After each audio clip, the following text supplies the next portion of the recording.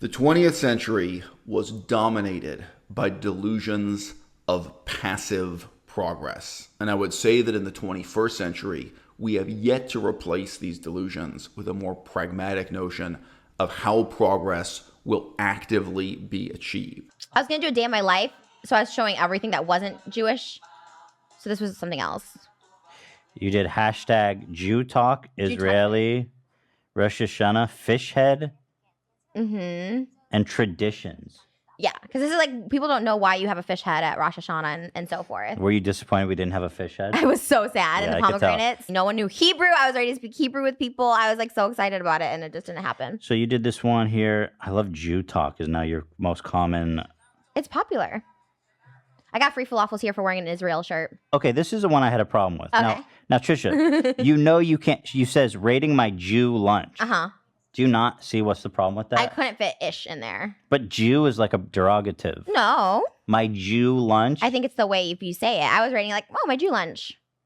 I can tell you with 100% certainty, you cannot say that. It's offensive. Moses said it was fine, and he is from Israel and had a bar mitzvah. I also saw Israeli matzah meal, and I got really excited because it said Israeli. And hey, my boyfriend's Israeli, so I really love them, and I love you guys. If you're Israeli, like, shout out. I love you guys so much. I also saw these chocolates with these cute little kids on the box, and I was like, oh, we need to get them. Then I saw even more chocolates, and it's like, oh, hell yeah. My Israelis know what's up. The Jews really love their chocolates. So I also got this chocolate cereal that has some milky milk in it, which is really cool. The Jews also love wafers, which who would have known? What's in it? Garbanzo beans and vegetables. Oh my god. It's vegan, 100% vegetable. Really? Yeah. Oh my god, it's so good. I don't know how to say that in Hebrew, but I know some things, I just don't know that. Oh my god, it's so good. I'm sure you've guessed by now that this is a serious video about a serious topic. And if you found yourself laughing at the first minute and a half, ask yourself why. And what it is exactly you're laughing at, what it is that's so awkward, or perhaps so offensive or so disturbing about what you've just seen. Isn't it possible that when we look at Trisha Paytas in her attempts to appropriate Jewish culture, we're actually looking at the best case scenario for the future of Judaism, of Jewishness, and of anti-Semitism? That maybe the best thing we can hope for is that this just comes to be regarded as another normal culture in the same sense that South Korean culture or Japanese culture, it's just another culture. Hate crimes against Jews have increased by nearly a third since 2010, according to the Home Affairs Select Committee report. And the volume and viciousness of online abuse is unprecedented. It's all news that comes as no surprise to the community. We will get calls from visibly Jewish people, whether it's in London, North Manchester, Gateshead, Leeds, other places, who tell us that on a regular basis when they walk to and from synagogue, they get abuse shouted at them by people on street corners, by people from passing cars. They may get stones or coins thrown at them. And for too many people, this is something they feel they have to put up with because it's just part of being Jewish. The report shows an 11% rise in anti-Semitic incidents in the first half of this year compared to 2015. It also shows the number of people in Britain with anti-Semitic attitudes rose by 50% in just 12 months. And as many as 1 in 20 adults in the UK could now be characterised as clearly anti-Semitic. Daniel and Theo are barely in their teens, children who say they've had vicious hate shouted at them by grown men. We were getting onto a bus and a car was driving by, and seeing as we were wearing our suits and our kippah on our head, the car slowed down and shouted, "You Jewish." I was just thinking, why do they feel that way just because we're Jewish? I just felt it was unfair. In the same way that Trisha Paytas has just gotten enthusiastic about both Jewishness and the state of Israel specifically, and has started kind of collecting Jewish stuff and wearing pro-Israel t-shirts, every day there are white guys who get a Japanese girlfriend and start, becoming fascinated with and clothing themselves with Japanese culture, going to Japanese markets, eating Japanese food, so on and so forth. Does this really represent something negative, or is there something more important for us to examine in the negative public reaction to this example? And if you want to reply by claiming that the state of Israel is in a uniquely terrible political position. Well, no, it's not unique, is it? It could indeed be said that Israel is a war-torn country in a strange sort of Cold War situation with its neighbors. So is South Korea. There are many countries and many cultures all over the world that are in a war-torn, politically fraught situation. Israel isn't unique. We make it unique because of the expectations that we place on Israel, because of this very strange exceptionalism that's applied to Judaism and Jewishness, even if in practice this is a form of racism, that it falls under the heading of ethnic politics. I would say that this problem is, in principle, political. How do you think your Jewish heritage impacts your vision of the world and politics? And do you think it is a help or a hindrance to your role as a candidate? The American Jewish community experienced the highest level of anti-Semitic incidents last year since tracking began in 1979, with more than 2,100 acts of assault, vandalism, and harassment reported across the United States. The total number of anti-Semitic incidents in 2019 increased 12% over the previous year, with a disturbing 56% increase in assaults. Jews were the target of most religion-based hate crimes in 2018. Nearly 60% of hate crime attacks were targeted against Jews and Jewish institutions in 2018. In 2018, hate crime murders totaled 24, the highest since the FBI began tracking and reporting on hate crimes in 1991. The increase is attributable to 2018, having seen the deadliest anti-Semitic hate crime in American history, when 11 worshippers were murdered in the 3 congregations meeting at the Tree of Life Synagogue building in Pittsburgh. People like Louis Farrakhan, who called Jews satanic, bloodsuckers, and termites, are allowed to spew their vitriol on Twitter and Instagram. He has 348,000 followers on Twitter. If Bernie Sanders is elected, he would be our first Jewish American president. As a Jewish American, that would be a huge step forward in this country and blow back against the rise of anti-Semitism in this country. As far as the alt-right anti-Semitism, I mean, as somebody who received an inordinate amount of hate from the alt-right in the last year, the Anti-Defamation League named me the #1 recipient of anti-Semitic tweets for journalists on the internet last year, and that was largely driven by the alt-right. I think that people need to understand what the alt-right actually is, and people who think they're alt-right. So not everybody who likes memes is an alt-right person. Okay, I think a lot of memes are hilarious. I'm particularly fond of the Harambe memes. So there are a lot of these things that I think are really funny. But I think that the alt-right did a good marketing thing when they broadened their appeal, because the actual basis of the alt-right movement, people like Jared Taylor and Richard Spencer, is essentially a white supremacist argument that the white race created Western civilization and that outsiders to that race are threats to Western civilization.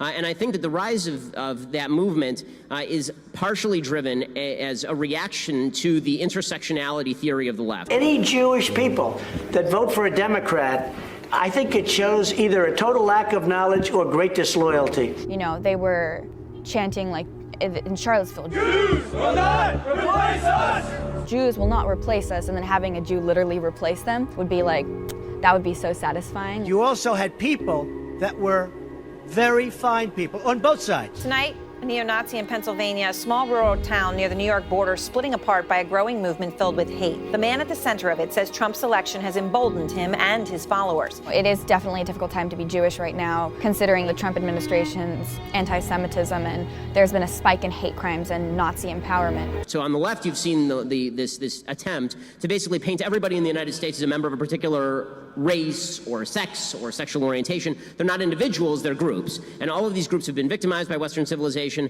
and therefore they have to stand up and fight back against Western civilization. And there's a group of people on the so-called alt-right who aren't particularly conservative, by the way. They're not in favor of smaller government, many of them. Right. Many of them are overtly anti-Christian, not just anti-Judaic. And they come along and they say, okay, well, if intersectionality is good for the left, why can't it be good for the right?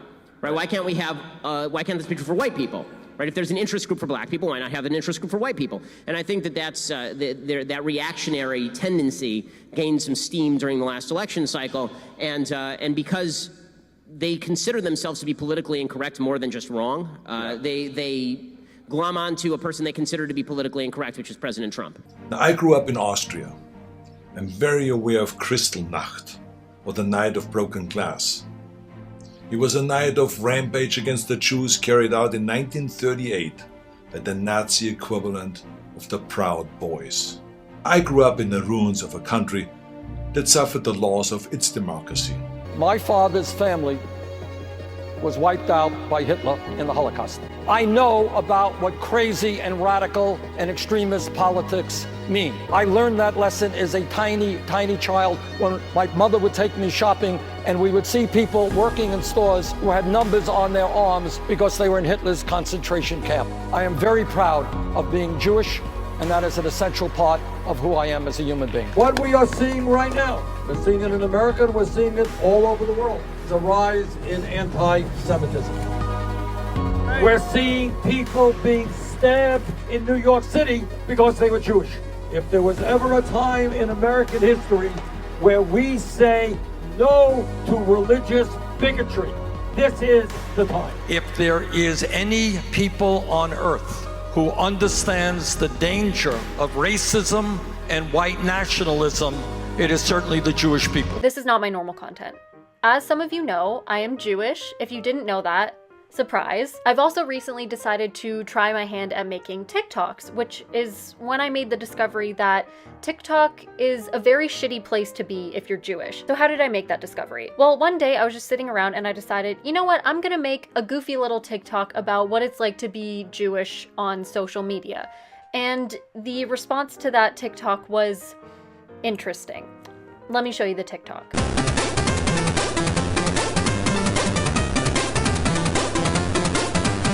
I see a lot of people doing their, social media activism, but when it comes to speaking out against anti-Semitism, those same people are completely silent. So this was just like my way of playfully poking fun at the hypocrisy. If I had to guess why people don't want to speak out against anti-Semitism, and in some cases why they make anti-Semitic comments online, I would say it's probably for one of the following reasons. A, they incorrectly assume that all Jews are privileged and therefore don't need allyship and support. B, they're afraid of the backlash, which is, understandable. A lot of people have some very unhealthy and uneducated beliefs about Jewish people. C, they actually just don't like Jewish people. D, they simply do not give a shit. Or E, they're trolling. This is where I want to step into the video and disagree with her productively. Because if I were to make a numbered list of what the problems are and what the solutions are that they hint at implicitly, I would have a very different set of concerns leading to a very different set of conclusions.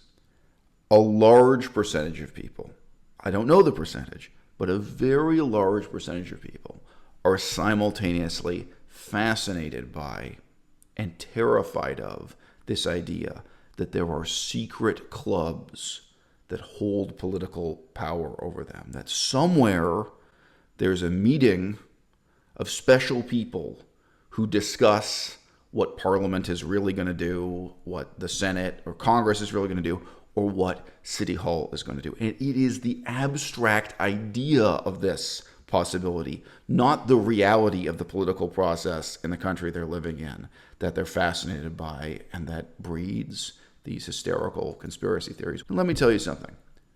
There are clubs that you can join today where members of the social and political elite meet to discuss the future of your city, your province, your state, your country.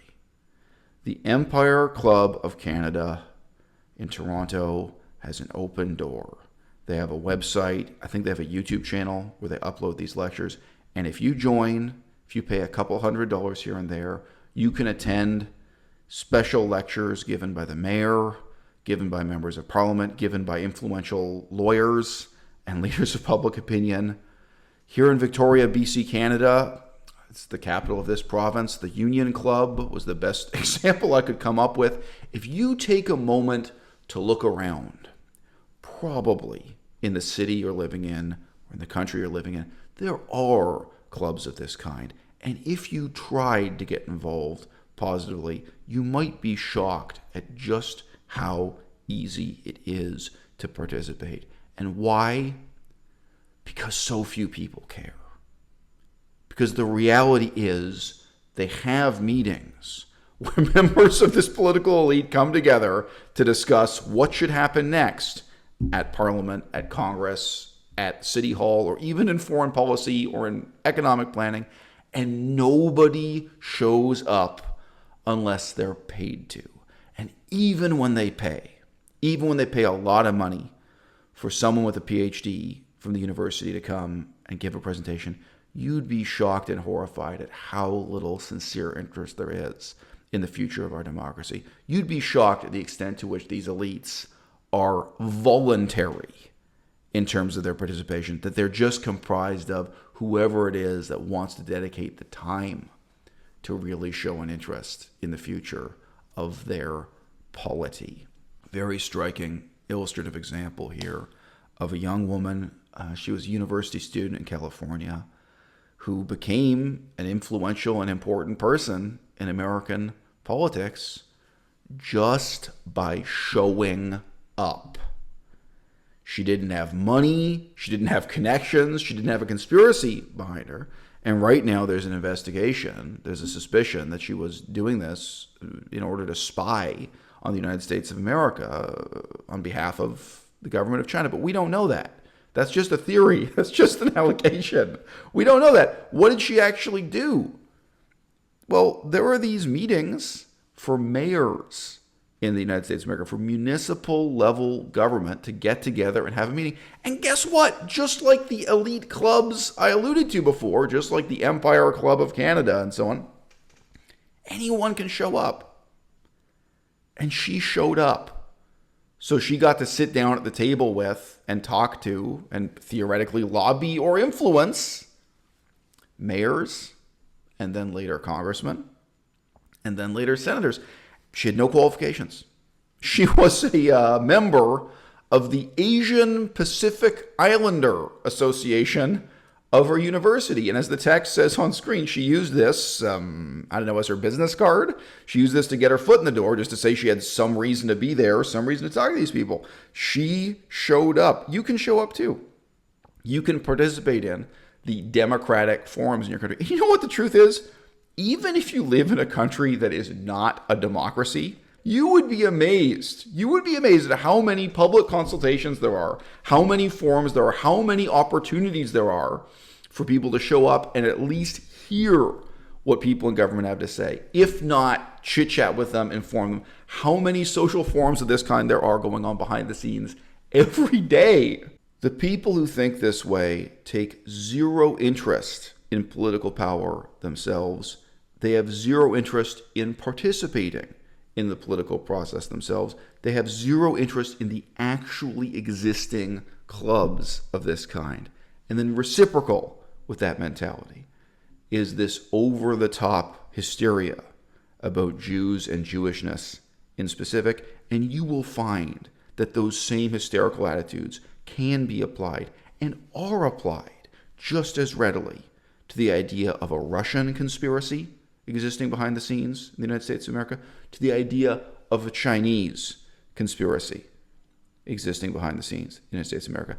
And the way to overcome this is both to make the real political process more transparent, more democratically accountable, and to give people a higher level of education so they know precisely how boring the reality is of participating in that democratic or undemocratic political process. Gal Gadot, yeah, super famous Wonder Woman lady, oh yeah, Gal Gadot, Miss Israel, super beautiful woman, no, whoa, whoa, whoa, whoa, whoa.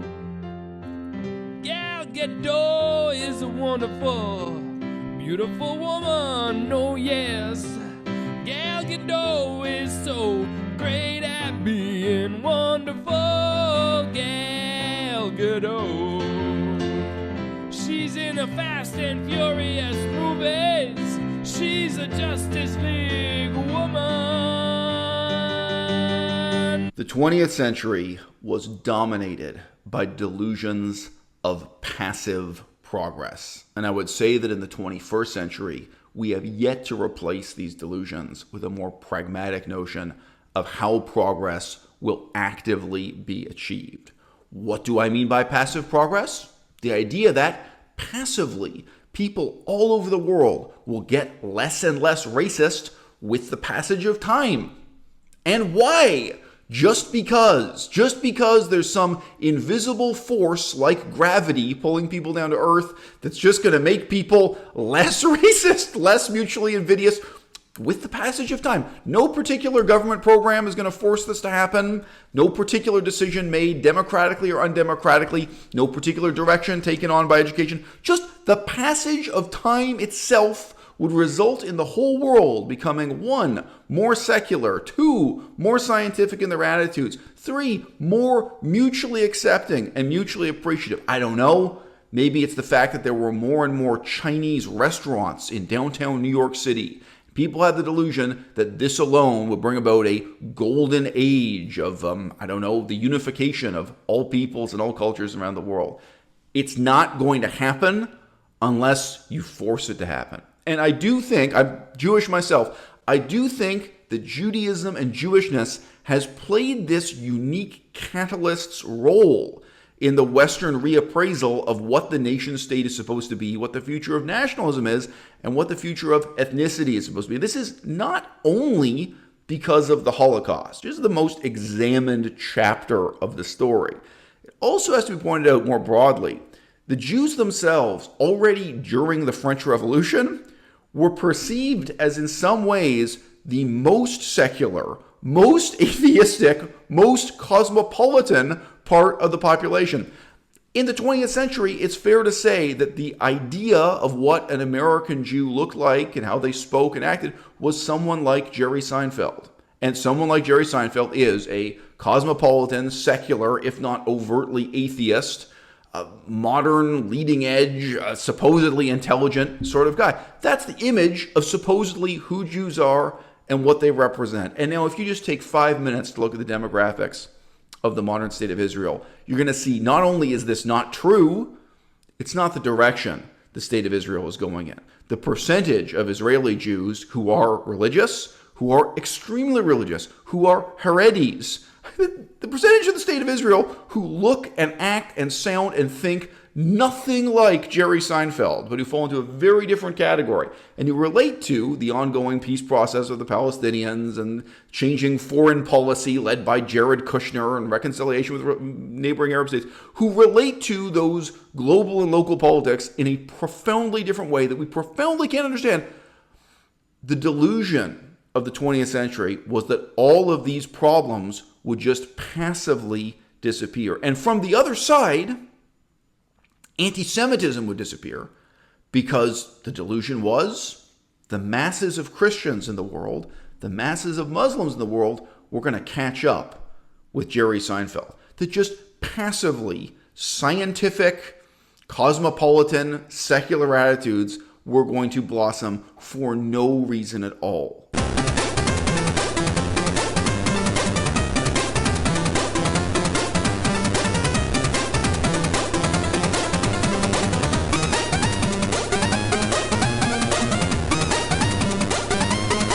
I would say this is a bit like the delusion of passive, effortless weight loss. You've got to look in the mirror at some point and say, nothing is going to change unless I change it.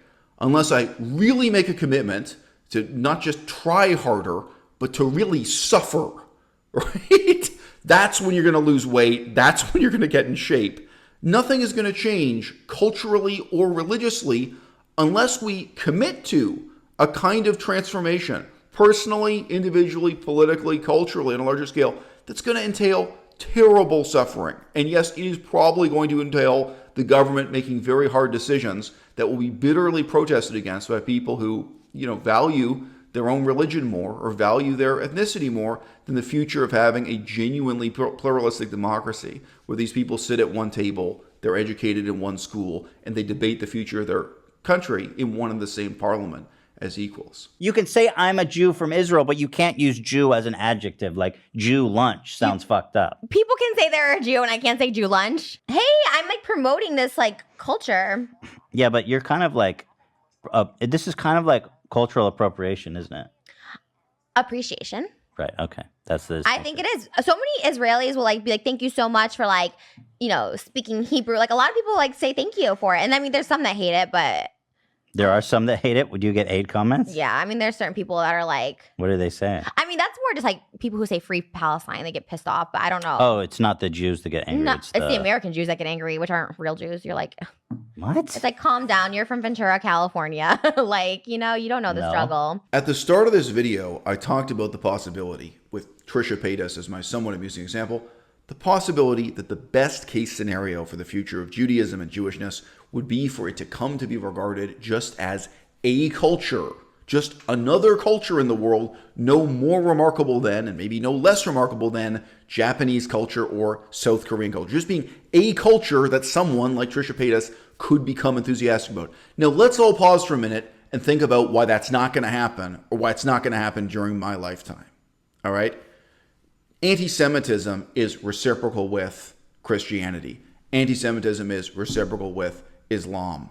The other part of the delusion of passive progress was just that Muslim people were going to give up being Muslim, Christians were going to give up being Christians. And even under communism in Eastern Europe, in Russia, the Ukraine, Poland, we can see that's not true. That didn't happen at all. Today, it's not just that Christianity has been revived in Eastern Europe, anti-Semitism has been revived along with it. Anti-Semitism and a fascination with Judaism, the assumption that Jews are some kind of special, exceptional people in the history of the world and in the future of the world, that mentality of Jewish exceptionalism is hardwired into Christianity as a religion and Christian culture. It is hardwired into Islam and Muslim culture to an unbelievable extent. There's a sense in which we can never achieve this future. We can never achieve this ideal of the whole world having attitudes as sophisticated as Trisha Paytas, which is to say, not terribly sophisticated at all. We can't even achieve that unless or until we overcome Christianity and Islam. In other words, we're going to have a problem with anti-Semitism for as long as we have a culture dominated by the Judeo-Christian religions. Ultimately, the Bible is a book about Jews, written by and for Jews, and paradoxically, it provides the basis for two of the largest, most powerful, and most intensely anti-Semitic religions of the world, namely Christianity and Islam. Talk Boss featuring words that kill. My slang is editorial, explicit material. Briefcase show, live and stereo flow. Feel me, Donna Realty, set the black people free. And that's what it's all about, you know. Everyone will always have something to say about any issue.